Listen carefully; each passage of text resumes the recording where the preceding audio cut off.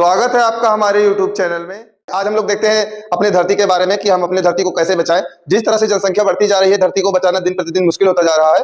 तो आज हम लोग समझते हैं कि धरती पे क्या समस्याएं हैं, किस वजह से ये दिक्कतें आ रही हैं। तो सबसे पहले हम लोग देखते हैं यहाँ फैक्ट्रियों के बारे में।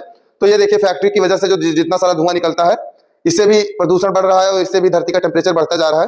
फिर हम लोग जो खुदाई करके अंदर से सामान निकाल रहे हैं, चाहे पेट्रोल हो चाहे डीजल हो, कुछ भी हम निकालते हैं तो वो हमारे धरती के अंदर से ही निकलता है और उसको हम लोग बाहर, अब जितने कार्बन धरती में छुपा के रखे थे वो भी हम बाहर जला रहे हैं। तो इस वजह से कार्बन डाइऑक्साइड का स्तर दिन प्रतिदिन बढ़ता जा रहा है।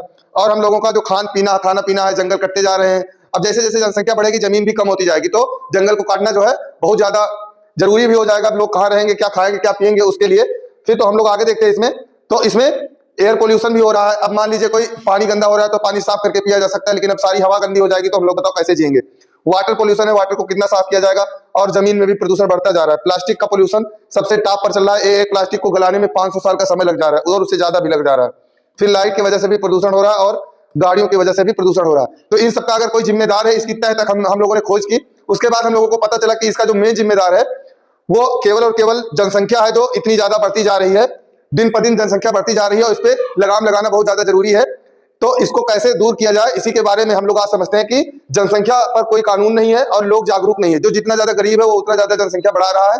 उसको पता ही नहीं है कि वो क्या कर रहा है। कि जैसे जितने ज्यादा गरीब लोग हैं वो क्या करेंगे, वो अपने बच्चे को अच्छा ना खाना दे सकते हैं, ना रहने की अच्छी व्यवस्था दे सकते हैं, ना उनके लिए पानी की व्यवस्था होगी, तो वो लोग क्या करेंगे, आगे चल के वही गटर का पानी पिएंगे।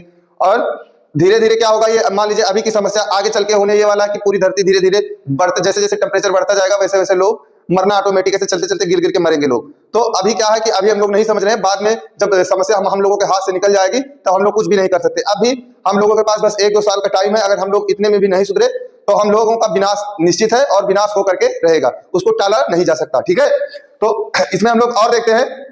तो अब मान लीजिए जनसंख्या बढ़ती जा रही है और लोग क्या है कि जो है मांसाहार की तरफ ज्यादा बढ़ रहे हैं। तो मांस खाने वालों से की अपेक्षा जो शाकाहारी है, वो शाकाहारी जो लोग हैं वो पृथ्वी को बचा रहे हैं।